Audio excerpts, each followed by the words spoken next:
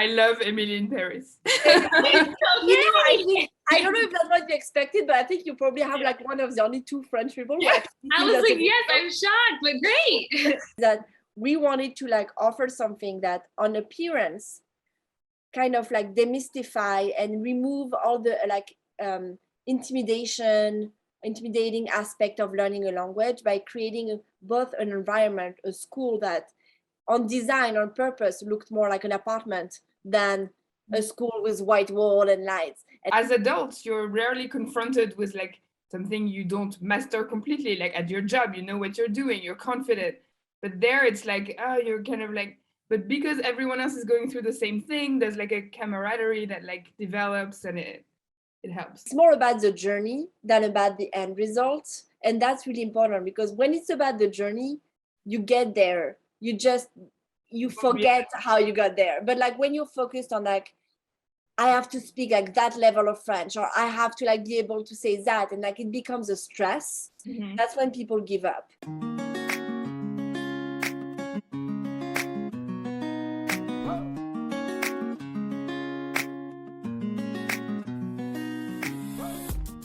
Hello, beautiful people. My name is Savannah Bader. I go by Savvy C, and welcome back to Savvy C Scoop. In today's video, I had the great honor and privilege to speak with co-founders and cousins Léa and Marianne Perret of Coucou French Classes. Since July of 2013, Coucou French Classes opens its doors in Williamsburg, Brooklyn, and have been dedicated and have been committed to opening the door and having and giving access to francophiles that are interested in learning modern day French. They offer private and group classes, both online and in person, across their 3 locations in the States: New York City, Minneapolis, and LA, Los Angeles. But anyone around the world can access and be a part of the Coucou French community. Together, the 3 of us covered a lot of topics. We talked about language learning and how daunting it can be as a foreigner to learn French, to the one-of-a-kind Cuckoo method, and of course they had to get their thoughts and reactions to Emily in Paris. I'm really excited and thrilled to share this video with you guys and hope that you get something out of it. But first, before we get into that, don't forget to hit the like button, subscribe for more. We're almost 2,000, that means the world to me, and comment below to keep the conversation going. And 2, of course, for additional information on Cuckoo and for you to do your own research and looking into this great organization, in the description box will be a link to their website and social media pages. All right, sounds good? All right, let's get into it. Start off with the interview like this, where I'm talking to founders. I typically ask them how they met and the origin of that story. But since you guys are family, you're cousins, I'm assuming maybe you didn't know each other since day one, since birth. I don't know if you're the same age, if you're like close in age like that, but at least for several decades have known one another. So instead, my question is, how did the conversation, the initial conversation of launching Cuckoo, of launching a French language school, all begin? Yeah. I guess I'll start. So it's I'm gonna try to be concise because it's a long story, but basically both Marianne and I New York story started kind of together, because Marianne in 2008, Marianne was living in Berlin, but did an internship in New York. And at the time I was living in Paris. And when I heard that she was going to be in New York for a few months, and obviously as like any French young woman, I was like 22 at the time. That was my dream, to discover New York. So I took the opportunity to come with my sister, actually, who now also works for Cuckoo, side note. But and we both came to visit Marianne in 2008. And I personally fell in love with the city. Like one of those things where like, it's very cliche, but like I couldn't see myself living anywhere else. So after Marianne went back, she was there for 3 months for an internship in like was a music label. Yeah, a record label. Yeah, record label that I was interning for in Berlin also had a New York office, and they sent me there. So I went back, like it was like basically like spring of 2008. I went back to France for 2 months, and in the summer of 2008, I arrived, and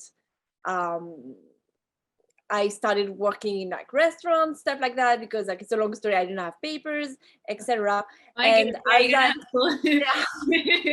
can relate, it's a long journey. Yes. And as one often does, and like we'll find out that a lot, is that you rely on like the skills that you have. And like I quickly like was asked like by like people I knew, I met, oh, could you teach French to my daughter, or could you teach me French? And I had never taught French before, like it was not in my background at all.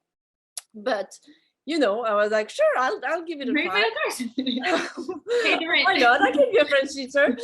And that's how it started. And so I basically like started teaching French and like joined a school and worked there for a few years. And after a while, I realized that the way they were doing things, it was like a multi-language school with like very little aspects of like culture of the language. It was very, very much like just like language, a lot of American teachers, not native speakers that were teaching the classes, and was not really like the vibe that I wanted to like have.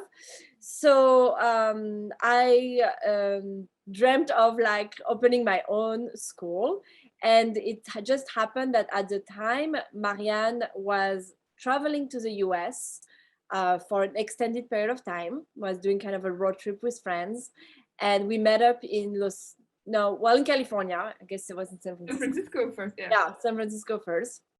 And I kind of like told her where I was at, that I was working at this school, but like I kind of had this dream of like starting a French school, didn't really know where to start.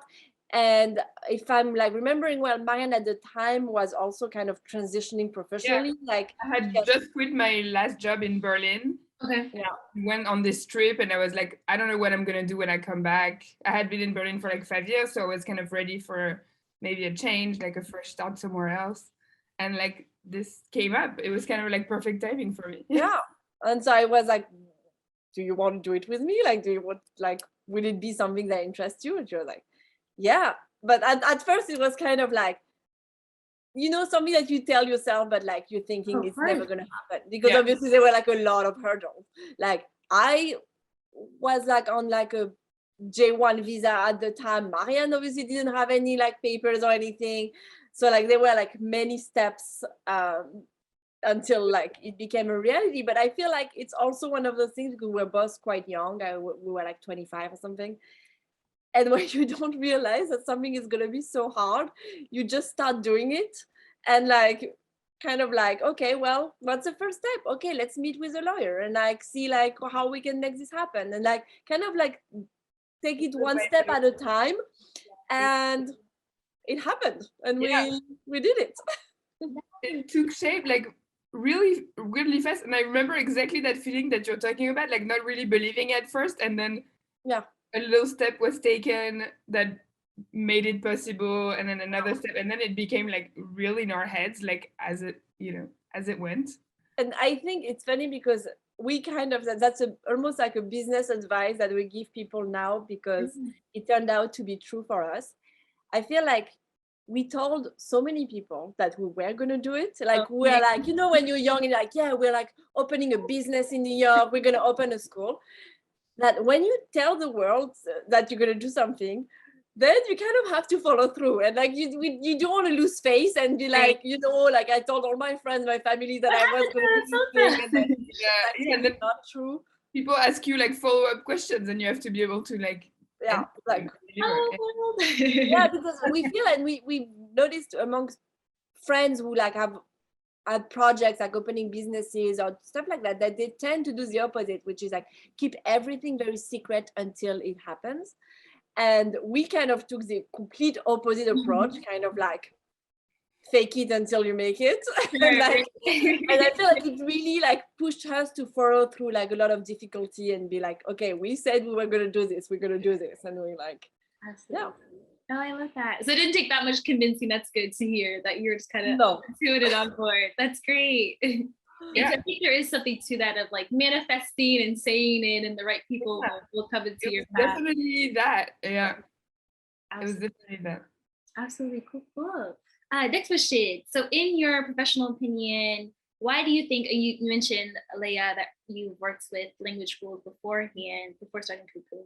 Why do you think the overwhelming majority focus so hard on grammar rather than conversational? Why do you think that's like the industry standard? Or either one can answer. Yeah, I mean, I think that's really to do with the French language itself.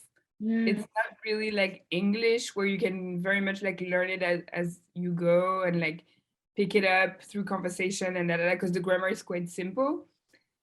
With French, unfortunately, for a lot of students who are like pretty like resistant to learning grammar, but we try as to make it fun, and we think Great, as you can. but it's kind of like necessary to learn how to conjugate verbs, how to like build a sentence correctly. Like, it's not so malleable as a language as English is. So, but I mean, conversation is a big part of it too, for sure. We really believe, and that's really the core of the Cuckoo method. Like, you learn progressively like the different grammar points, but right away you use them in conversation, in context, and it has to be very, very alive. Absolutely. Yeah, and I feel like another reason, Savannah, is, and that's kind of tying into like why we decided very quickly, very early on to write our own method with our own books, is that other schools and other like teachers use material that already exists. And like, for example, I think it's no secret that our biggest competitor is Piaf, and in New York, and they use like methods that are written, like French books that are written in French. So like, the reason why I'm saying that is because we did start, obviously, when we opened the school right away, we didn't have like all our collections of books written. It took us years to do that. So we did start using books that existed on the market.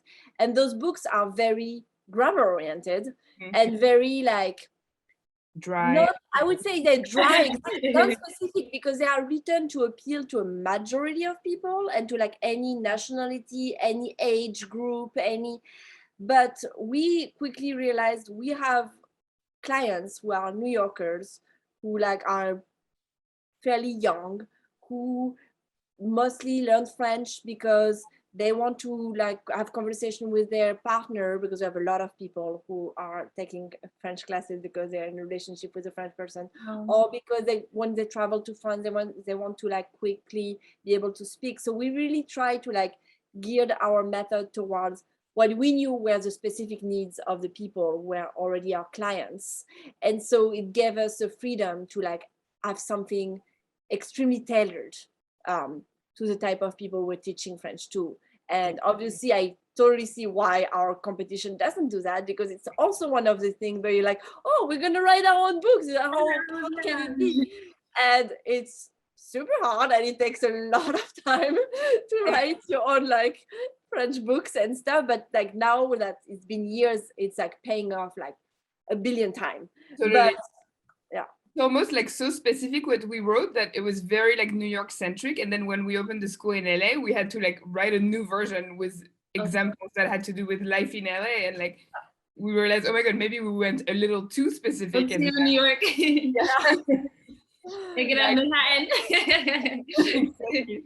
Okay. Yeah, well, I think it really resonates with the students because it's examples that they can apply in their day-to-day life, and like, yeah, that makes sense. Yeah, it was easier to build conversation within the class when the topics that we included in the books were like actual topics that you were relevant. Because like most method, you like pick up a book and it's like, oh, how's life at university? And it's like, well, we don't really teach a lot of people who are like taking classes in college right now. We have some, but most of them are like professionals, and like they want to talk about their jobs, or like they want to talk about maybe their children if they have some, and like a lot of like things were not included in those. So like it's hard to like build conversation when the things in your book don't relate to you. They didn't have the elements, and that's something we really focus on in class, because we know it's very human. People love to talk about themselves. That's the topic they know the most and they're most comfortable with. So you want to give them tools and elements so they can talk about their own lives. That's what gets them talking, you know? Absolutely. And yeah, I feel like that's just natural too, of just wanting to communicate and have that ability to do so in another language as well. Yeah. And you guys already touched on it, but my next question was the foundation of the Cuckoo method and writing your own curriculum and those books that I see, those beautiful books. I know that I can only imagine how much time that took. You touched on it a bit, but can you walk me through more of like this? Well, you talked about the inspiration already, but the foundation of it and what it's grown into now. Yeah, so we already touched a little bit on it, but like another big reason why we did this, well, actually there are so many reasons, but is because we really wanted to offer something like a new approach to language learning. I would say language because it could be applied to other languages than French. Obviously, we'll focus on French, but like what was existing in like the market was either very formal, like you said, like very grammar based or very like serious, or kind of the opposite. And that's kind of like the other place I worked at before, which was more like, I don't know how to explain that. No, without, I'm not trying to be negative here, but like kind of like not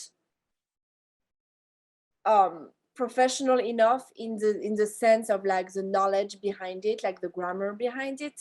And what I'm trying to say, I'm sorry, I'm like not expressing myself very clearly, is that we wanted to like offer something that on appearance kind of like demystify and remove all the like intimidating aspect of learning a language by creating both an environment, a school that on design, on purpose, looked more like an apartment than a school with white wall and lights. And like you feel like you come and hang out with your friends when you come to school. So it doesn't feel like, oh, I have to go to French class and like it's going to be boring and it's going to be hard. It's more like, oh, I'm going to that fun, beautiful place where I see cool people and like I'm also going to learn French. Exactly. But behind that, we obviously were very conscious that in order to actually learn the language, like Marianne said before, you can't forgo the grammar. It's not possible. It's like the foundation of the language, and especially for French, it would be like crazy and silly to be like, we're going to teach you French and you never have to conjugate a verb. No.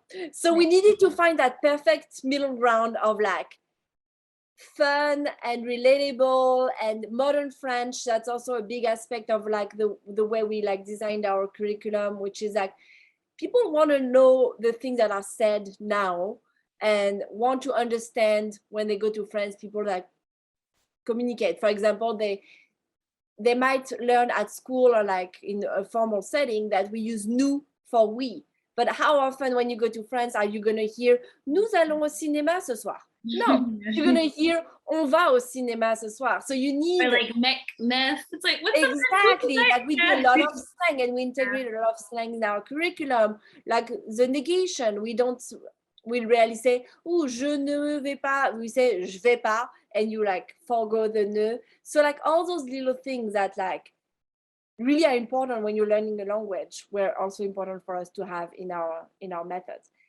And I guess the other aspect was to make it easier. Like that's more like on us, like kind of like the operational side of things, but having our own method and like each lesson being so like precise, like as in like you're in level 1, first class you're doing this, second class you're doing this, kind of allowed us to know exactly where our students were at all the time. And that's super valuable to be like, oh, you're in level 3, like week 7, I know exactly what you've learned, I know exactly where you're at.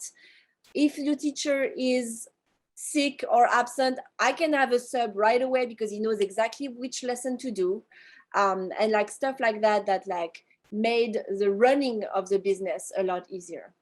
Absolutely. And great foresight as well on your part to see going forward that having this foundation would set you up for success. That's a decision we took early on, and I really think it's a big part of the success of Cuckoo and why students come back to us. It's very much like, it was a lot of work, but it was worth it.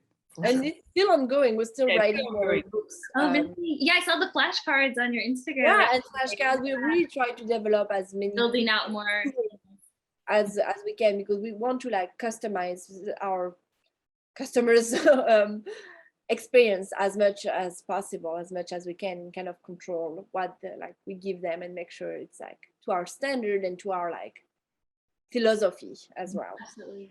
Awesome. That's great. Great. I'm sure I'm preaching to the choir, talking to both of you as French teachers. Often get DMs, comments, face-to-face interactions of like, I tried French in high school, I tried French in undergrad, I tried it in grad school in my 20s, in my 30s, and it's just not clicking. You know, all I got is bonjour and like croissant. That's all I got. For people who like that, but still want to try and still just trying to break through that plateau or glass ceiling, if you will, what do you say to encourage them, or maybe what is something that they're missing that once they like have that moment, it switches off in their head and they can start embracing the French language? Yeah, I think it goes back to what Léa was saying, that we try to de-dramatize the whole thing, because people a lot of time have almost like kind of like trauma attached with like their school. No, absolutely, yes. I agree.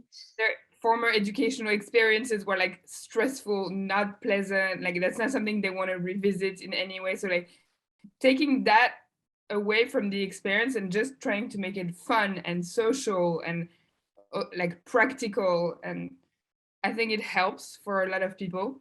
But yeah, I mean, everyone is very different when it comes to learning languages. There's definitely people for whom it's more difficult than others, but then definitely it's like with everything, with work and practice, you can definitely get somewhere, there's no reason why you shouldn't. Absolutely. Yeah, and I guess Marianne's right, like we really try to like make it not work, at least on appearance, and make it not a chore, but make it an exciting place to be and to go, so that you almost forget that you also have to do work. It's almost like a fun workout where like you kind of dragging your feet because you're like, oh, I hate to work out, and like, but if like the place is super fun and super nice and you love your instructor and you love the people you're with, and like it becomes a destination, it becomes kind of like, it's more about the journey than about the end result. And that's really important, because when it's about the journey, you get there, you forget how you got there. But like when you're focused on like, I have to speak like that level of French, or I have to like be able to say that, and like it becomes a stress, that's when people give up. And the most important thing is to not give up. And not giving up doesn't mean that you will have to like pay for classes for the rest of your life all the time. It means like watching shows in French and like kind of like letting it sip in your brain, like listening to music, stuff like that, kind of like going to workshop once in a while, putting your phone in French, like doing little things like that on top of obviously like learning, that help like kind of create a French mind or a French environment, and kind of forget about the hard work that you do have to do at some point. It's that there's unfortunately like verbs needs to be learned, like, and that's, but yeah, I guess we'll like really try also in class to like make it Great.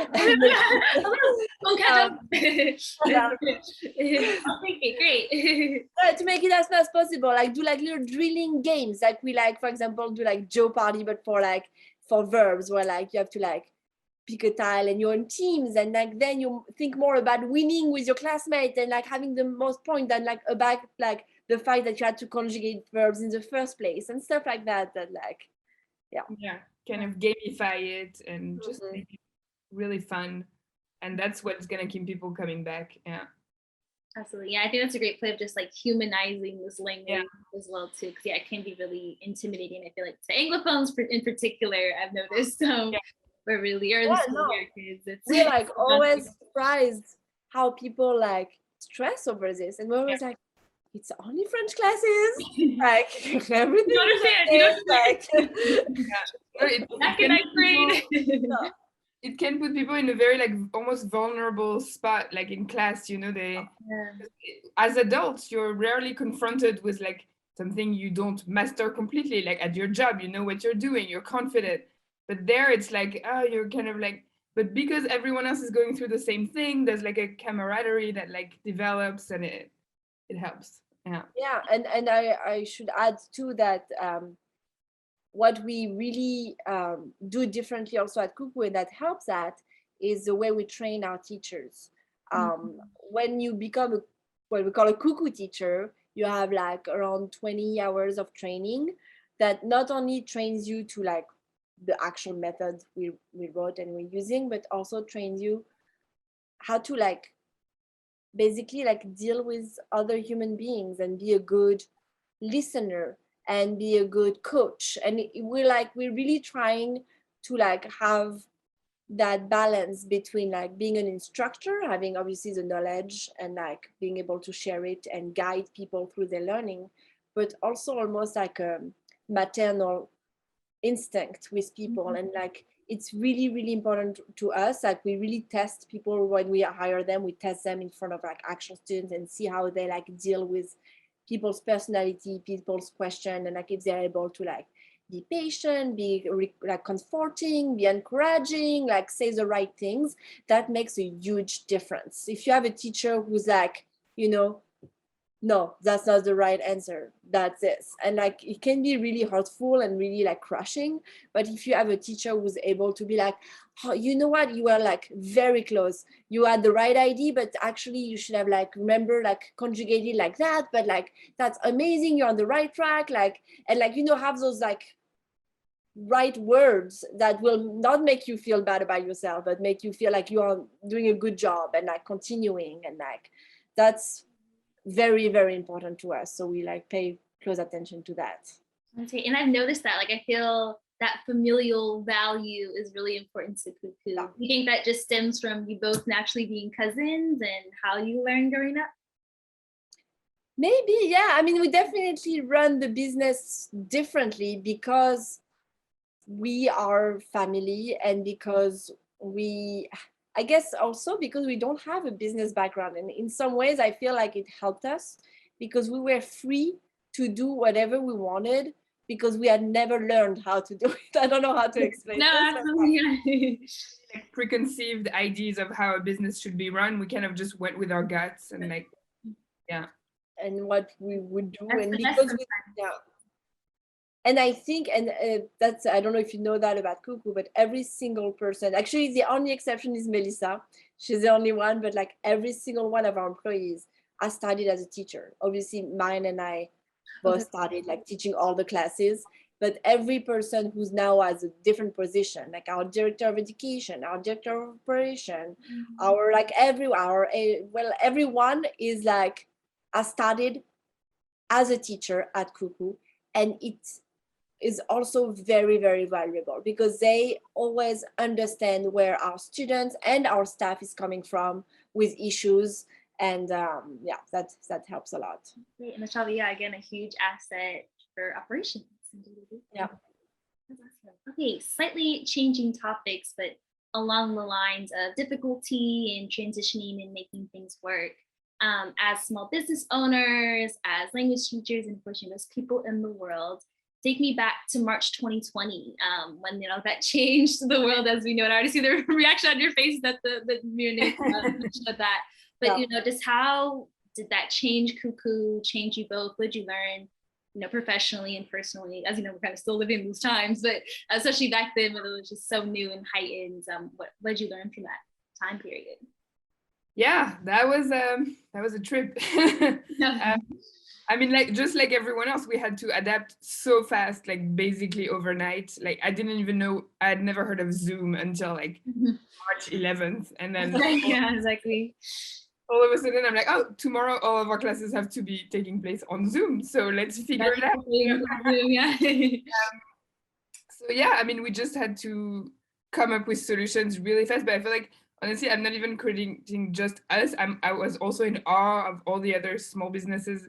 I could see everyone like adapted so fast, came up with very creative solutions and just made it work because you had to. Like you had no choice. You had to do it. Basically, classes were ongoing, and someone that had a class that last Monday at the school, they needed to have their next class the following Monday at their usual time. It just couldn't happen at the school because everything was closed. It had to happen online, and we had to make that happen, Yeah, but to that point, Marianne, I think what actually I found out, and like once again, I feel like for us it was not even a question, but apparently it could have been, because I know a lot of other schools that eventually went on Zoom but closed and didn't have Oh, like true. control classes for a few weeks, time to give themselves time to figure it out. And it didn't even cross our minds. And I don't know why, to be honest with you, maybe we're like so focused on like our students and stuff, but like for us, there was not even one conversation about it. There was not even like, should we like postpone classes for a while and see what's going on? Or no, it was like, people have paid a certain amount of money for their classes. They have a schedule. Last week that was at the school. This week it's gonna be on Zoom, and we're gonna like take it from there. But yeah, it was never even like a option for us. And ensure continuity. Like it was, our biggest fear was that our students would leave us or ask for a refund because classes weren't happening, and like we're like, no, class will happen one way or another. We're gonna make it work. Yeah, and same goes for our teachers, obviously. Like, sure, when you have a lot of people like depending on you financially, you kind of have to like do it, and we're like, we can't not pay our staff for like a long time, and like so we're like, we're gonna continue in one way or another, and like definitely became aware of that responsibility as business owners that you have to your employees, like more than ever before at that time. Like you really felt like people were depending on you, relying on you, and you couldn't like mess it up, because these were people's lives.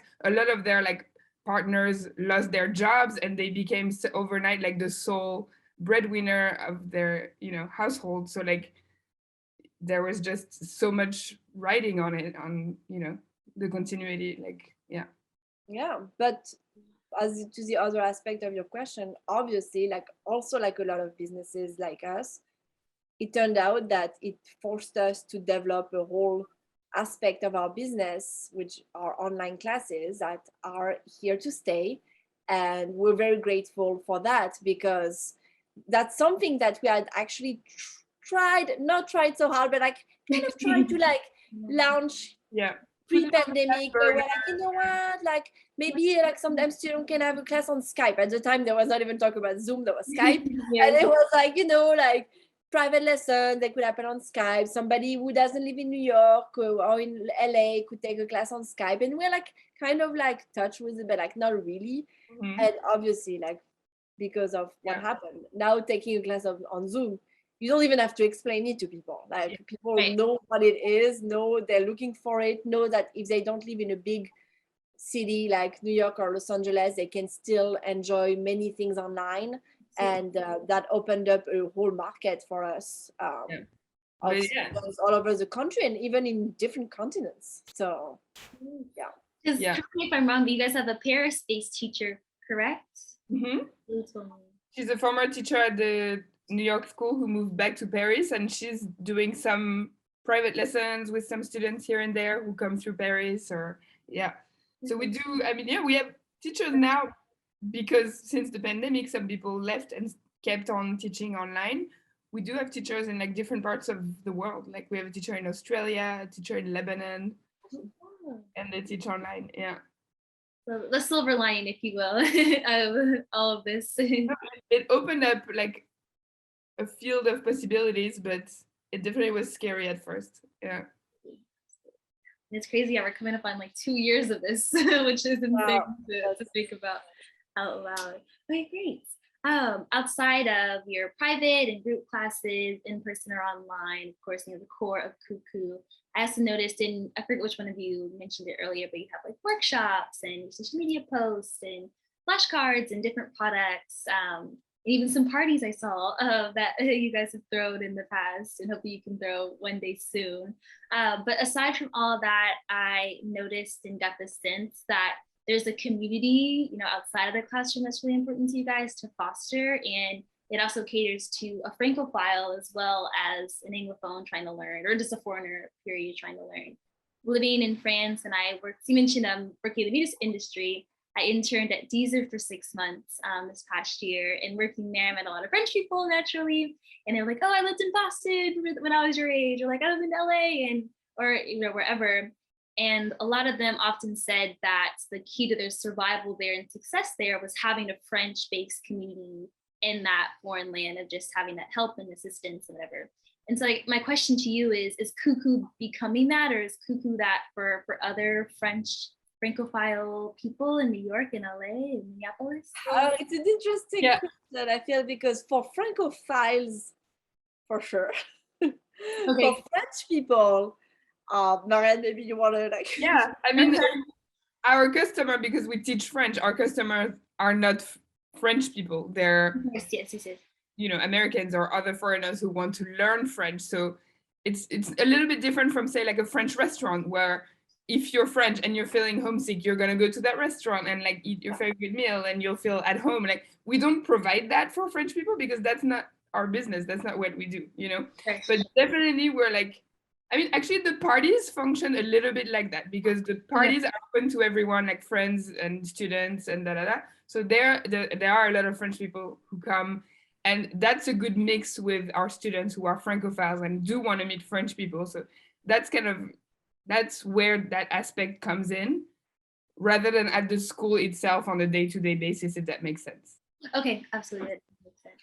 Yeah, no, I was just having a little bit of a reaction because it's a funny anecdote, but like, we are very often contacted by French people. That's I was kind of leaning kind towards of like people who are homesick, that are. Well, it's not really that. It's more like French people who want to move to New York, or like just move to New York, and kind of like think that we are like services. Yes, kind of as a consulate. And we get a lot of questions like, I want to like come to New York. Can you tell me like which visa I should get and how to get it? And it's like, you know, the first time you're like kind and you reply and you're like, oh, you know, you need to contact a lawyer, you need to do this. But after receiving that same email, you're kind of like, you know, we're not the consulate, we're like a private business that does like, that says it's actually not French people, but like American people. And like, no, totally. It's getting like, it's kind of like a internal joke, but yeah. Okay.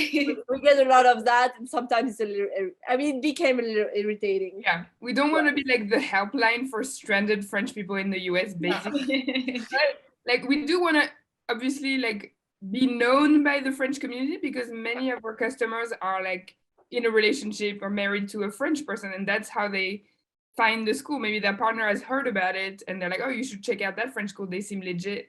And so it's important we do want to be part of the French business owner in the US like community, 100%. But yeah, it's got to make sense with what we do like as our business. It can't just be like any French person is welcome and we'll sort you out. No, we can't do that, you know? Absolutely, yeah, I got boundaries. Yeah.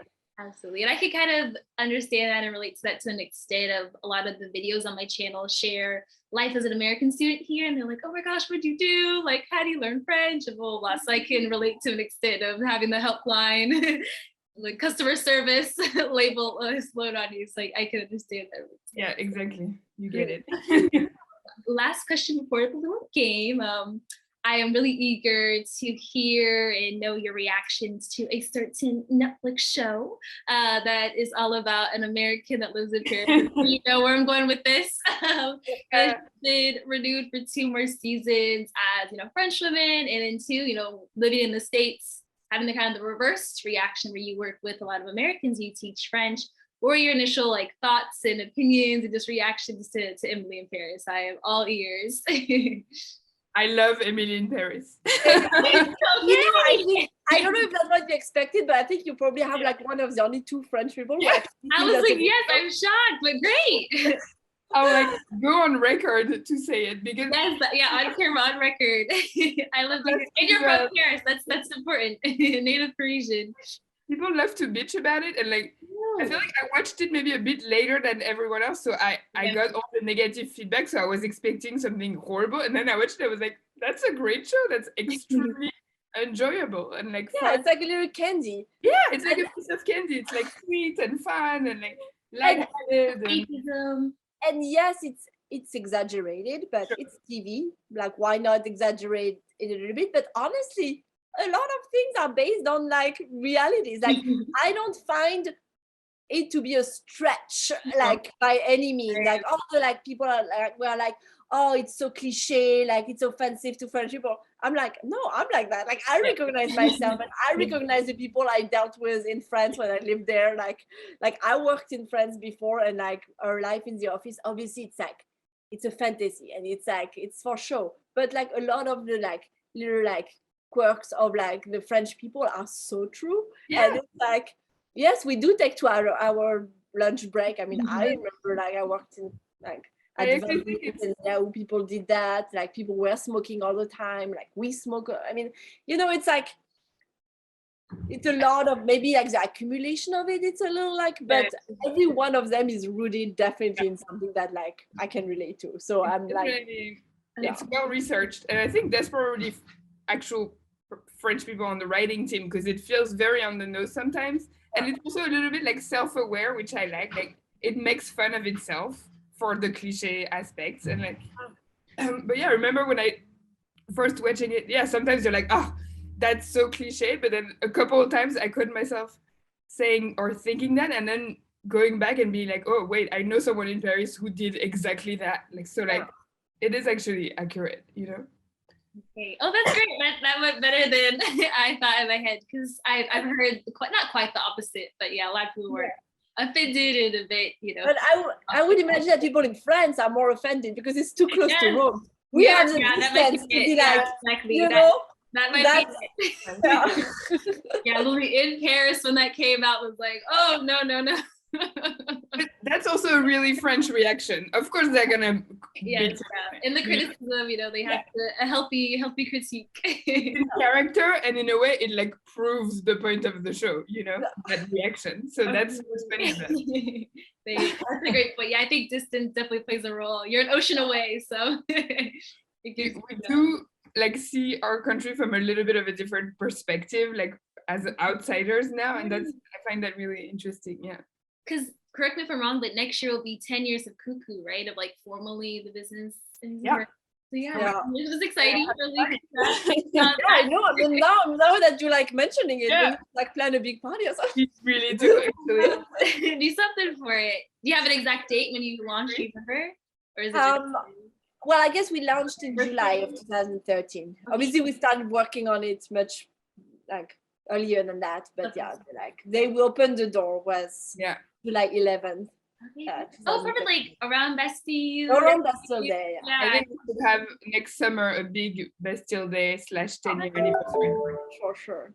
How exciting. Savannah, I just want to warn you that we have a meeting with our accountant in 10 minutes. So absolutely. Okay, great. Yeah, perfect. Less fun than this meeting, but thank you. Oh, thank you. It's a pleasure speaking to you. Yeah, and sorry. I need to keep within the 40 minutes. I think it gave us more than 40 minutes, so it kind of eased things up. But to end, I thought I'd just play like a little game, just like Léa and Marianne. So it's like who's more likely to do these things. I'm gonna read off 4 phrases. And just tell me who, or if not, it can be like a tie or neither or whatever, okay? So first up, who is always late or more late than the other? Me. Okay. Easy one, Marianne. I'm glad you admitted. Gotten better with age, don't you think, Léa? I don't know if you noticed. I don't know because now we're not in the same city anymore, so I can't really like. But also, I'm on the opposite end of the spectrum where like I have like how to say that, like a problem with time. Like I'm always a little bit earlier on time, otherwise I have like high anxiety. So like I notice people being late and I have like a, but yeah, Marianne is to be late. Historically, although I connected on this call first. That's true. You did, yeah, so that's really give you some props on that. All right, you're working on it, getting better. I love that. Working on it. Next up, who might forget a lesson plan and have to improv class one day? We haven't taught in a while, and because of the Cuckoo method, that rarely. Oh sure, okay. Doesn't really apply to our lives actually. We like anticipated this problem like so far. Nice life hack. There you go. No need to improvise. You have it. Okay, good. Awesome. Okay, third one. Who's always in the know, like pop culture trends, the latest like bar, restaurants, things like that? Which one of you two says? I would also say Marianne. I mean, but I would say maybe that neither of us are so like. Yeah, and it depends for what. Like yes. I feel like I am for like music and stuff like that, but you are for like restaurants and stuff like that. Yeah, I'm more into like food, restaurants, stuff like that. Marianne is more music, maybe culture, like yeah. So we each Stuff have like our that. area of. Okay, Yeah. you go to Aaron and come together. Okay, Yeah. cool. And then, But if Victoire was here, who was kind of like our, like, well, she deserves a whole like thing to explain who Victoire is, but she's been working with us closely for a while, and she's like very much like that person. okay, so she's like the go-to person in the that- office. yes. Okay, Yeah. cool. But it's something, you know, as you get older that you have to like really work for. Yeah. Oh, Stay sure. up to date with what's happening. It's like it can easily like pass you by. Especially when you're far from like friends and stuff like that. Like, Sure. I gotta do your research. Keep in mind. I can imagine. Okay, and then last, but certainly not least, which one of you, and this might be a two-part one, we'll see, has the better American accent? Like you can imitate Americans the best. oh, Marianne's. Really? And we have to hear it. Can we hear something? Me doing an American, I don't even think it's that good, but like Something. I'd like to hear. I can do, I guess, an exaggerated like Valley girl, like Sure, oh my yes. God, like that's so crazy. Like, Oh, okay. That was great with the little clapping. it's just I still think I sound extremely French, and I think we all do. The French accent is really hard to get rid of. Yeah. Oh, is it really? You think so? After Yeah, I really think so. I've lived here for 15 years almost, and like it's I like- open my mouth, I say one word, I say hello or say hi, and they're like, oh, you're French. You're like, no, you're I'm a New Yorker now. I'm like, I'm more New Yorker than anything else, but still, it's like, oh, where in France are you from? It's like, oh. Yeah, but I can relate to that. Yeah, I'm trying to shake my American, but I don't know if I ever will. It's hard. But you know what? Side note, but that's also kind of like things we tell our students, because a lot of people have a huge hang up on like their accent. Sure. And they associate it with their level of French, I guess, for them, English for us. How good you Those sound. are two things that are completely unrelated.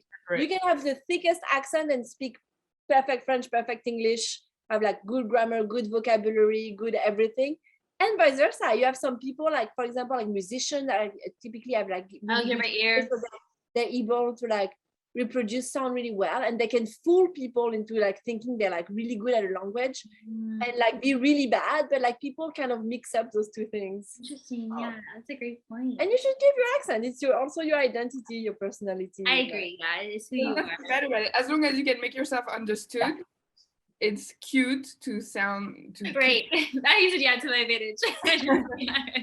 Absolutely. Okay, well, great. Thank you both so much. Merci beaucoup. Merci, For your Savannah. time. It was so nice meeting both of you.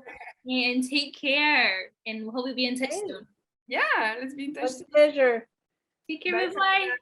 Savannah. Ciao. Bye, Savannah.